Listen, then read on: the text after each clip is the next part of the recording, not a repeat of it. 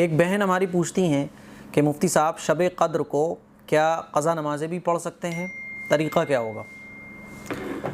जी, शब क़द्र को आप क़ज़ा नमाज़ें भी पढ़ सकती हैं और जितने भी इबादत के काम हैं वो शब क़द्र में आप कर सकती हैं, ठीक है ना।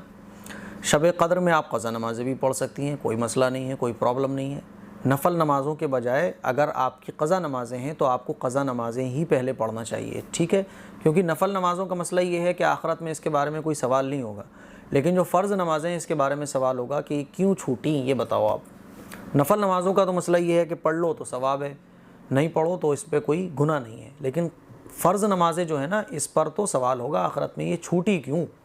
इसीलिए हमें जो हमारी क़ज़ा नमाज़ें हैं उनको हमें पढ़ना चाहिए। तो शब क़द्र में जैसे कि आज पहली शब है, 20वां रोज़ा है, 20वें रोज़े को कंप्लीट करने के बाद जो रात आती है वो 21वीं शब कहलाती है। तो 21वीं शब में आप क़ज़ा नमाज़ें भी पढ़ सकती हैं। शब क़द्र में क़ज़ा नमाज़ें पढ़ने का तरीक़ा ये है कि आप अंदाज़ा कर लें कि आपकी जितनी भी नमाज़ें छूटी हुई हैं, मान लीजिए आपकी 40 नमाज़ें छूटी हुई हैं, 50 नमाज़ें छूटी हुई हैं, तो आप नियत कर लें कि सबसे पहले मैं वो नमाज़ अदा कर रही हूँ जो मेरी पहली छूटी थी, ठीक है, दूसरी छूटी थी, तीसरी, इस टाइप से आपकी 30 नमाज़ें हैं, 40 नमाज़ें आप पढ़ लें, ठीक है। और अगर आपको याद ही ना हो कि आपकी कितनी नमाज़ें सारी ज़िंदगी में छूटी हुई हैं, तब भी आप अंदाज़ा करें, अपने दिल से पूछें। आप दिल कह रहा हो कि 4 साल की आपकी नमाज़ें छूटी होंगी, 5 साल की आपकी नमाज़ें छूटी होंगी, 100 नमाज़ें आपकी छूटी होंगी, तो बहरहाल आप डायरी पर नोट कर लें कि मेरी जो है ना वो इतनी नमाज़ें छूटी हुई हैं। मान लीजिए 2 साल की मेरी नमाज़ें छूटी हुई हैं, अब 2 साल की नमाज़ें आपको कंप्लीट करनी है। तो आप नियत करें कि मैं सबसे पहली जो मेरी फ़जर की नमाज़ छूटी हुई थी उसको मैं पढ़ने जा रही हूँ, ठीक है ना, उसको आप पढ़ लें।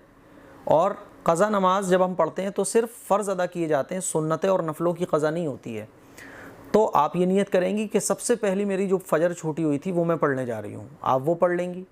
फिर आप नियत कर लें कि सबसे पहले जो मेरी ज़ोहर छूटी हुई थी वो मैं पढ़ने जा रही हूँ।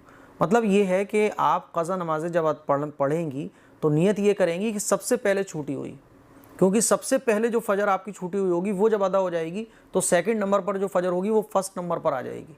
इसी तरह से फर्स्ट नंबर पर जो ज़ोहर होगी जब वो आप पढ़ लेंगी तो सेकंड नंबर वाली फ़र्स्ट पे आ जाएगी।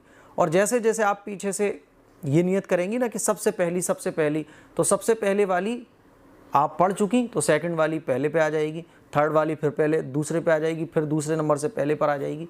इस तरह से आप नियत में हमेशा ये कहें कि सबसे पहली फ़जर, सबसे पहली फ़जर, सबसे पहली ज़ोहर, ये नियत करके आप क़ज़ा नमाज़ें पढ़ सकती हैं। नियत पूरी यही होगी कि अल्लाह मैं सबसे पहली अपनी फ़जर की छूटी हुई नमाज़ जो मेरे ऊपर क़ज़ा थी वो मैं पढ़ने जा रही हूँ, ठीक है ना। फिर आप नोट करती जाएँ कि कितनी नमाज़ें आपने पढ़ ली, और ऐसे आप 1 साल की नमाज़ें, 2 साल की नमाज़ें या 3 महीने की नमाज़ें कंप्लीट कर सकती हैं। अस्सलामु अलैकुम वरहमतुल्लाहि वबरकातुहू।